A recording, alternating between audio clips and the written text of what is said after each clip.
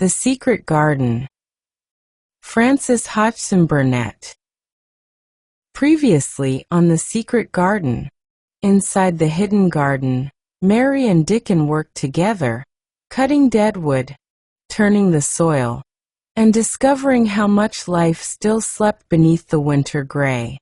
As they planted new seeds and dreamed of roses, Mary found something she had never expected. A friend she truly liked, and with Dickon's gentle warmth, and the robin watching over them, the secret place began to awaken. Might I have a bit of earth?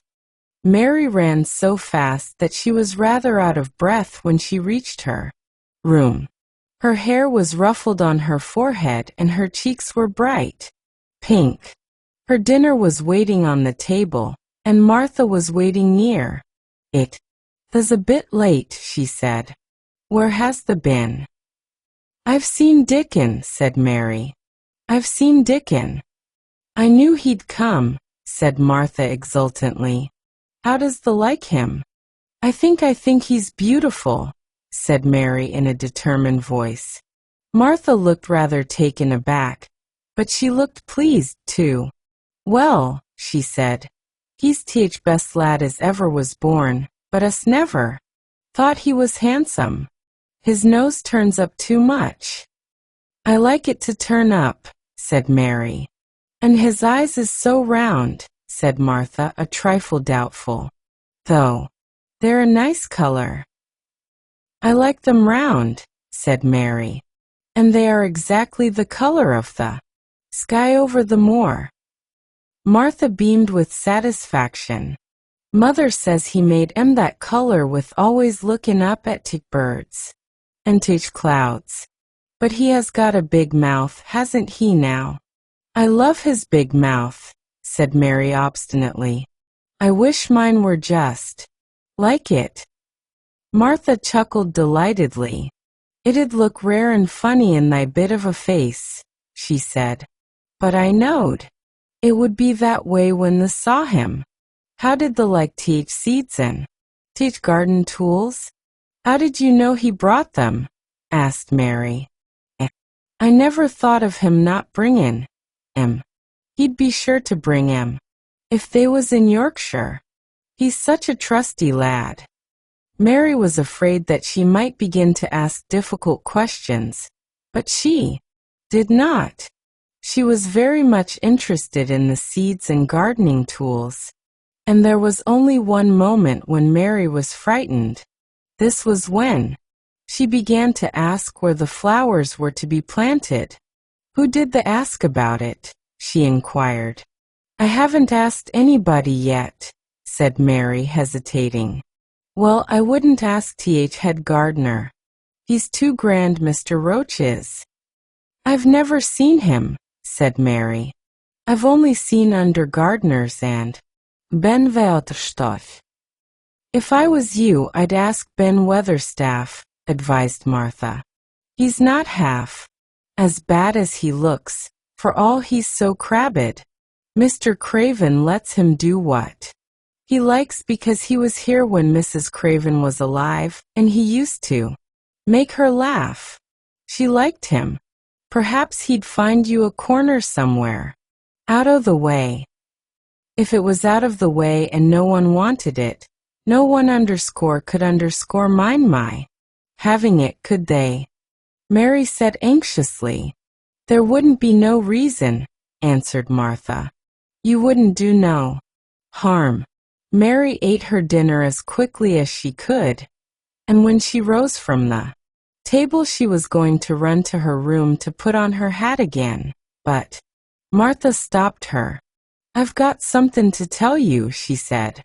"I thought I'd let you eat your dinner first. Mr. Craven came back this morning, and I think he wants to see you." Mary turned quite pale. "Oh," she said. Why, he didn't want to see me when I came. I heard Pitcher say he didn't." "Well," explained Martha, "Mrs. Medlock says it's because o' mother.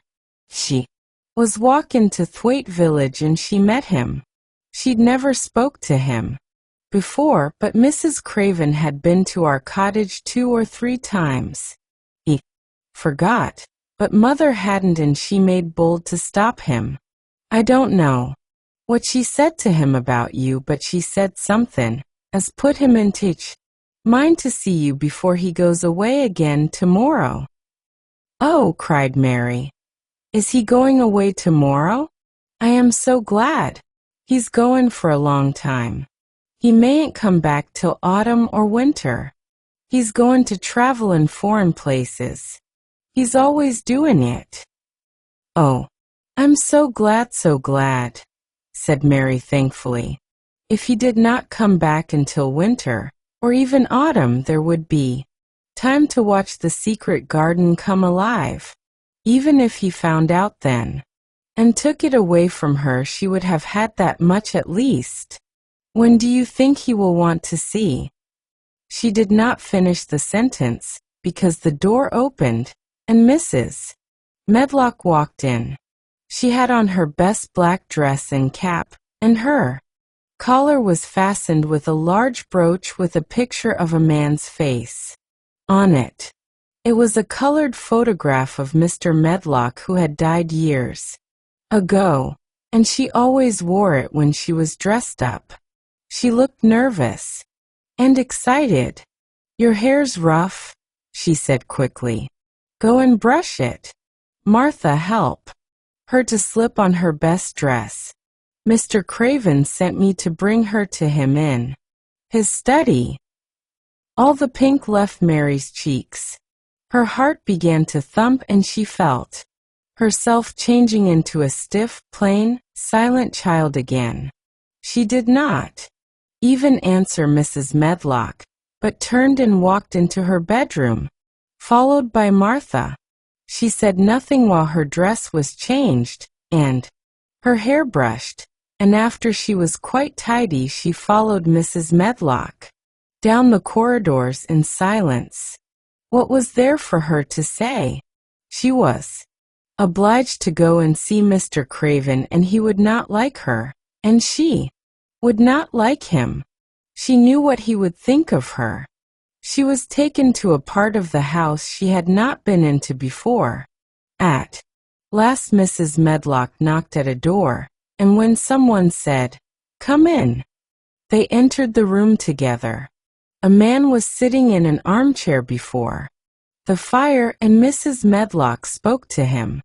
"This is Miss Mary, sir," she said. "You can go and leave her here. I will ring for you when I want you to. Take her away," said Mr. Craven. When she went out and closed the door, Mary could only stand waiting, a plain little thing, twisting her thin hands together.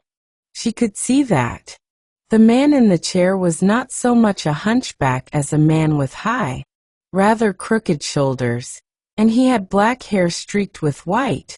He turned his head over his high shoulders and spoke to her. "Come here," he said. Mary went to him. He was not ugly. His face would have been handsome if it had not been so miserable. He looked as if the sight of her worried and fretted him, and as if he did not know what in the world to do with her.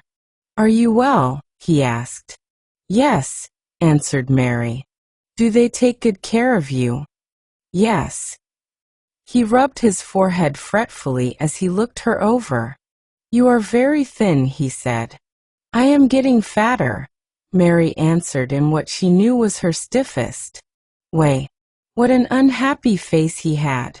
His black eyes seemed as if they scarcely saw her, as if they were seeing something else, and he could hardly keep his thoughts upon her.